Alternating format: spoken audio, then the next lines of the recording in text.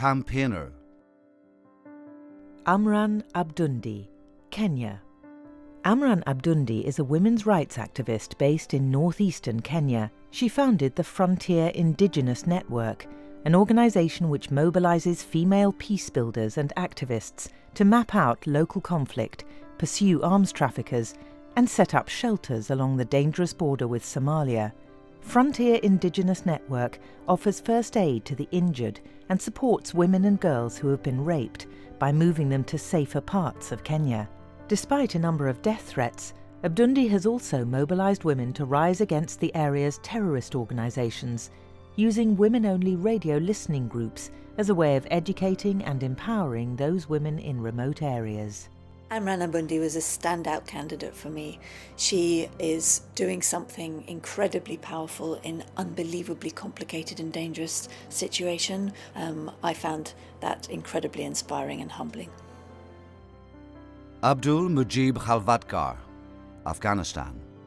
Abdul Mujib Khalvatkar is an Afghan journalist who has dedicated himself to helping free and fair journalism grow in a country in which more than 40 journalists have been killed since 2001. As a radio journalist and the executive director of media advocacy group NAI, Mujib aims to strengthen Afghan democracy by being one of the founding fathers of a free media in his country.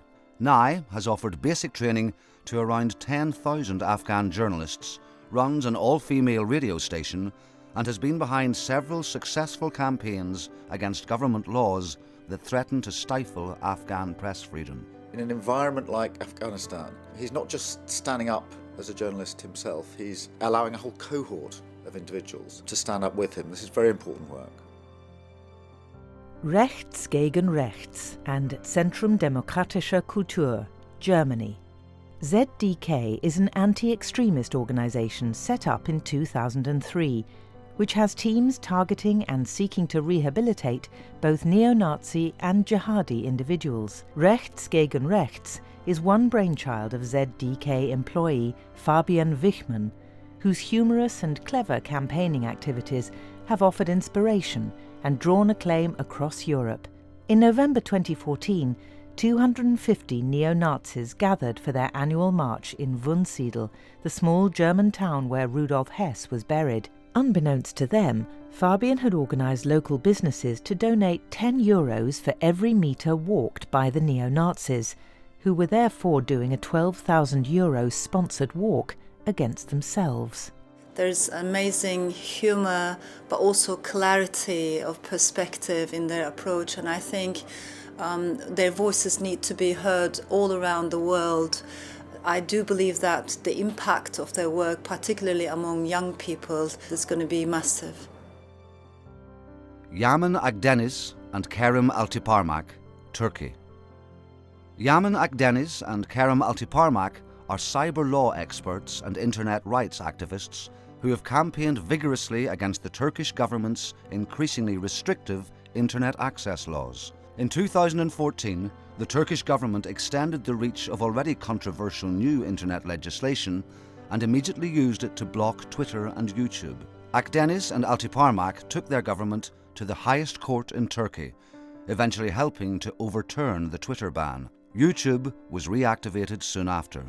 They continue to protest against the stifling legal framework that still allows the Turkish government to block over 50,000 websites. Unfortunately, not many people in Turkey, they don't know much about these things, and there's a huge pressure in Turkey when it comes to social media and internet rights, so their voices are very important. The impact is also great. Soldiers' Mothers, Russia. Soldiers' Mothers is a Russian NGO network dedicated to improving transparency and exposing human rights abuses in the Russian military. It provides soldiers' families with reliable information, kept private by the notoriously secretive Russian military. Soldiers' Mothers also provides legal advice for Russian soldiers and their families, and for conscientious objectors. In the past year, the group has estimated that around 10 to 15,000 Russian troops have been sent into the Ukraine, contradicting Vladimir Putin's denial of military involvement. This work has landed the group's organisers in hot water.